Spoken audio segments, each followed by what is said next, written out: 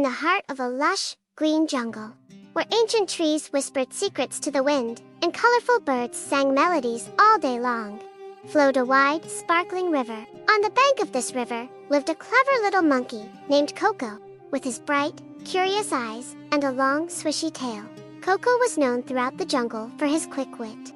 His days were spent leaping from branch to branch, feasting on sweet, juicy fruits. Down in the cool waters of the same river lived a large, green crocodile named Megan. Megan had a powerful jaw and scaly skin, but he wasn't nearly as clever as his friend Coco. The two were the unlikeliest of friends.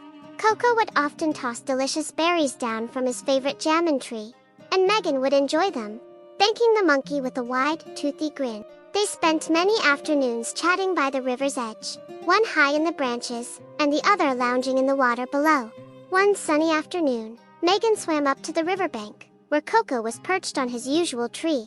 "Good day, my dear friend Coco," Megan called out, his voice smooth and inviting. "I was thinking, the fruits on the other side of the river are much riper and sweeter than these. How about I give you a ride across on my back? It would be a wonderful treat for you." Coco's eyes lit up at the thought of new, delicious fruits. Trusting his friend, he eagerly accepted the offer. He gracefully leaped from the branch and landed softly on Megan's broad, scaly back. The journey began, with the water gently lapping against the crocodile's sides as he swam smoothly toward the middle of the river. Coco hummed a happy tune, excited for the feast that awaited him. As they reached the deepest part of the river, where the current was strong and the banks were far away, Megan suddenly stopped swimming. He let out a low, sinister chuckle that rumbled through his body, making Coco feel uneasy. "What's so funny, Megan?" Coco asked, his happy tune fading. Megan turned his head slowly, his eyes glinting with a cold light. "You foolish little monkey," he sneered. "My wife is very ill, and the only cure is a monkey's heart. I am taking you home to be my dinner, and your heart will save her." Coco's own heart sank with terror. He was trapped in the middle of a vast river, on the back of a crocodile who wanted to eat him. He looked at the distant shore, knowing he couldn't swim that far. Panic began to set in, but Coco forced himself to think. He knew that only his wits could save him now. Taking a deep breath, Coco forced a laugh. It started as a nervous squeak, but grew into a confident chuckle.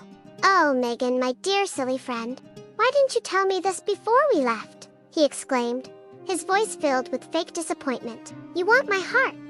Of course, I would give it to my best friend's wife. But you see, I don't carry my heart with me. It's too precious. I keep it safe, high up on my jamon tree. We just have to go back and get it." Megan, the foolish crocodile, stopped and stared at Coco. He had never heard of anyone leaving their heart behind. "Is that true?" he asked, his greedy thoughts clouding his judgment. "Of course, it's true," Coco insisted. "All monkeys do it, to keep their hearts safe. Let's hurry back before it gets dark." Convinced by Coco's confident tone, the foolish Megan turned around and began swimming back toward the riverbank they had just left. He paddled as fast as he could, eager to get the monkey's heart for his wife. The moment his back touched the muddy bank, Coco didn't waste a second. With a powerful spring, he leaped off Megan's back and shot up the trunk of his favorite jamon tree, climbing to the highest branch, safely out of reach. He looked down at the bewildered crocodile. "You foolish, greedy crocodile," Coco chided, his voice ringing with scorn. "Did you really think I left my heart on a tree?